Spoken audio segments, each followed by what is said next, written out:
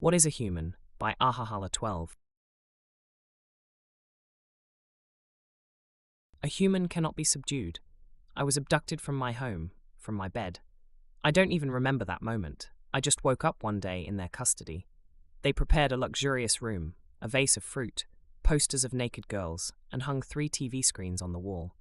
They cured me of all diseases and made me literally immortal. They tried to communicate politely and courteously. They needed just one thing, to understand what a human is. They knew nothing about humans. I knew everything about them. They naively introduced themselves as scientists and researchers, but I knew better. I knew that after researchers come exploiters, corporations, and security services.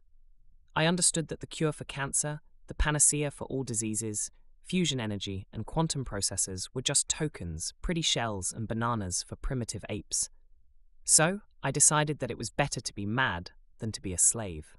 I bombarded them with euphemisms and allegories, proverbs and sayings, causing their computer chips to spark and spit, inducing migraines and suffering in alien linguists. When they learned and understood, when they studied all the constructions of my language, I began to invent my own. I noticed that they took fruits and vegetables from Earth, but they clearly synthesized meat from soy. Poor alien vegans, they never knew who they were dealing with. I declared a hunger strike and only ate meat after they slaughtered a cow in front of me. I immediately realized it was a hologram, but accepted it since they were tormented by the recording itself. I ate only when they watched. When one got used to it, I demanded a new viewer. When they started to relax, I attacked. I used every chance. They were never safe to turn their backs on me and were forced to communicate face to face. I realized that some had rudimentary telepathy. So mentally, I twisted the head of another researcher when I saw one. I smiled when they flinched. I talked a lot about our way of life. I told them how many humans keep predators at home without cages, and sometimes these predators kill their owners. They were horrified and called dogs monsters. I said that an animal resembles its owner. Then I told them about slaughterhouses. I think I scared them enough. Peaceful, small, weak little grey men who eat grass and believe in peace across the galaxy, whose big blue eyes pop so easily under the pressure of a finger. They never understood what a human is. They just fled, leaving me on the outskirts of my hometown. They will not return, but in a few hundred years, we will reach the stars, and we will definitely find them. I will find them, and I will make sure they understand. A Show of Might by Spriteness.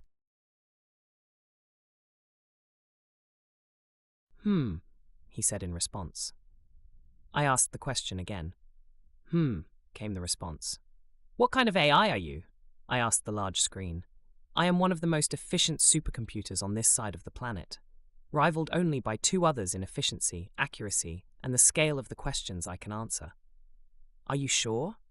I tried to look around the screen, expecting a small man on top of some giant boxes giving me some made-up answers.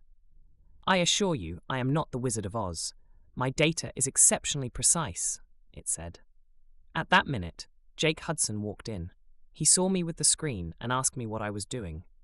I told him that I was asking the supercomputer, Fred, what the probability of us going to war with the Wascalians was, and it had given us a 90% chance of doing so. What's stopping us from going to war, then? He asked Fred. What's feeding the 10% chance of it not happening? The Wascalian culture would respect a show of might. It could be real or a show, but if Earth gave a show of might, it would act as a deterrent, said Fred. Jake turned to me. Anthony, what show of might do they need? It's against Earth's culture. Could we do it in secret? It's not easy to get a global show of might. 3/4 of this species hates war and was ready for us to disband the global military program. So what do we do then? I asked. If we do it showing how disunited we are because of all the politics needed to get everyone on board. Thus, we fail. I've got an idea, said Jake. Listen to this, he added. I listened to the idea in disbelief. I looked at Fred, laughed, then responded with a smile and said, let's try it. It just might work. At the capital of Wascalia, Major Erino was inspecting his interplanetary attack system when he got a message that Earth was hosting its own war games. He was invited because Earthlings saw it as an opportunity to also foster diplomatic ties with Wascalia, the planet whose ruler had just pledged to grow their military for the next 5 years.